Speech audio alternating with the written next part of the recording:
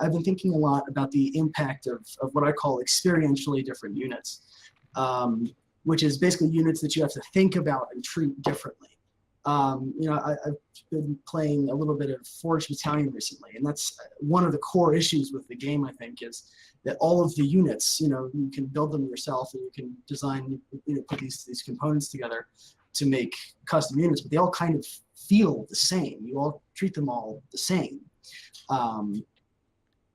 There are some exceptions, but it's very different from something like StarCraft, where a siege tank feels, you use it completely differently, you think about it differently than a Zergling, obviously.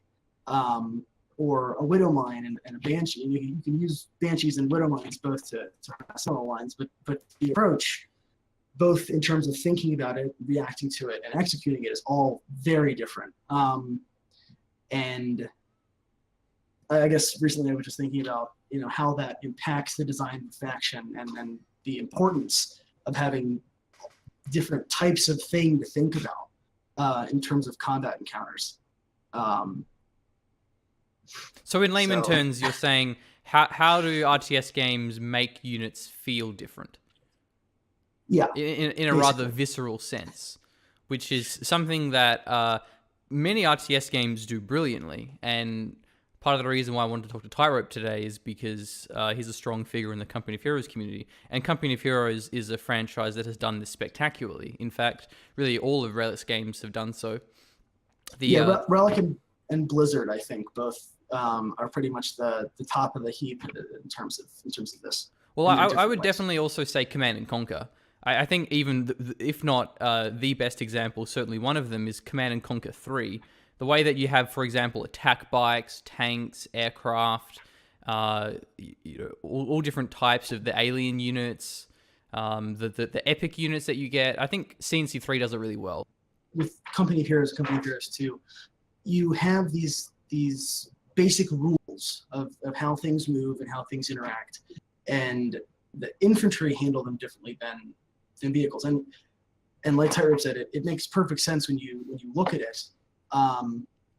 But from a design perspective, you think about cover completely differently when you're moving an infantry squad than when you're moving that Panzer IV. Tanks, like you said, they crush cover. They don't have to worry about getting any bonuses from it.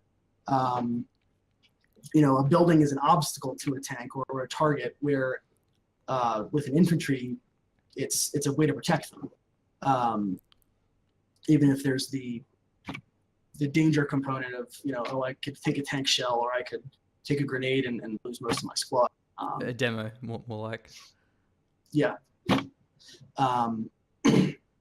So that's the sort of thing I'm talking about when I say experientially. And I think you both made a great point that more than that, one of the things that Relic has historically done really well is giving you visual cues to all that. And you have, with the World War II games, you have in the back of your head, I got the rifle is going to be good against another guy with a rifle, but you never want to pit a man with a rifle against a tank, where that logic doesn't necessarily apply in a game like StarCraft.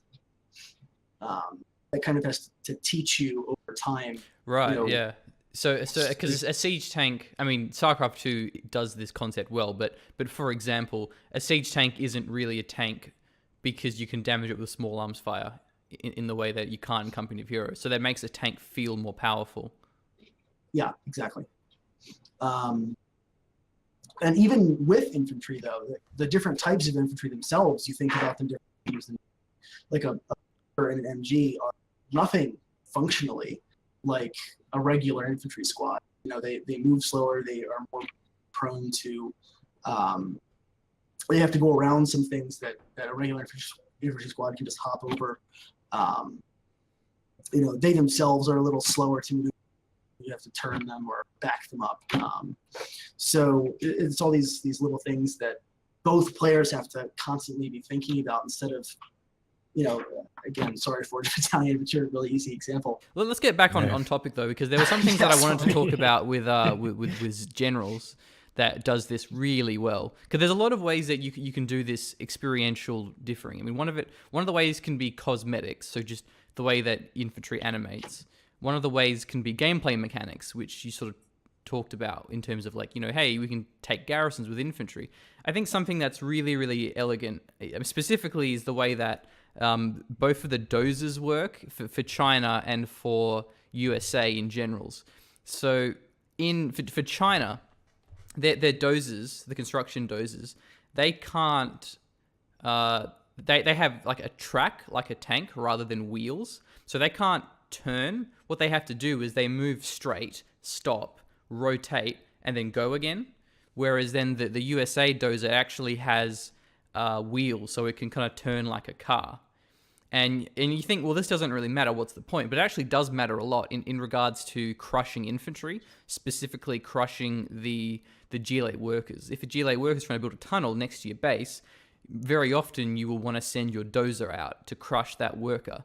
And so the way that you have to micro the dozers actually varies between both the China and the USA dozers, especially when you're getting in those like really frantic micro battles where the worker's trying to like juke out the dozers so your opponent's micro misses. So I think having ways like that where it controls differently, but in a way that makes sense, not just as some artificially contrived thing, but if you can look at the actual model and go, like, well, this dozer has wheels, this dozer has tracks, and then how do we convert that into gameplay and interaction and a fun little micro dynamic between two players? No, that's a really great example, actually. And I was thinking like, why does this matter? Yeah. And then when you talked about crushing the workers and especially how that could help stall in defense of like a tunnel, that actually makes a lot of sense. This is an interesting conversation, and that I've been thinking about, because this idea of differing units experientially, it's kind of easy when you think about it in terms of a game like a small scale RTS like StarCraft, Company of Heroes, Command and Conquer. But when it comes to large scale RTS, that's where it gets really hard. One of the things that Ashes does well in this regard, because while there isn't abilities and so forth, there is the factor that dreadnoughts, which are the tier 3 units, so they're a lot bigger than the other units, a lot more powerful, and they actually have veterancy, so they get experience and they level up to 5 times. And each time they level up, you can select an upgrade for it. So whether that's like a new weapon or like a defensive upgrade or some little bonus for nearby units or like an instant repair. And so it gives you more attachment to these units and makes them more like leaders, because if they're leading an army, then they feel that they may have these auras, but it makes them feel more like they're more important, and they obviously are because they're bigger and more expensive. But the fact that they uniquely have veterancy, but the frigates and the cruisers do not, they're more expendable. That's a nice way of making them experientially different. And then the juggernauts, which are the tier 4 units, which are even bigger, they, rather than having customization, which is a big part of it, is you can choose, like, do I want this to be a lot of weapons or the auras? Juggernauts, they have no cap to their levels. So you can get like a level 100 Juggernaut, which would like never actually happen in a game. But every time they level up, they, rather than having to an ability select, they automatically get a 5% bonus to attack and health. And so it makes them like, oh, well, these are the infinite scalability late game unit. Yeah. And that's in a way that doesn't actually have any direct interaction. Like you could argue that, well, the dreadnoughts are a problem because when you have a really, really big battle, you have to manually click the upgrades, which sort of defeats the big scale of the game. I mean, that you can actually automate the upgrades. So like if you want to, you can select the option that does it for you. But I think that's a cool way of doing experience, which typically in most RTS games, experience is done on everything. In Command and Conquer, in Company of Heroes, everything gets experience. There's not like, well, not only do tanks get experience. The exception there is the British in Company of Heroes 1, only their officers had experience.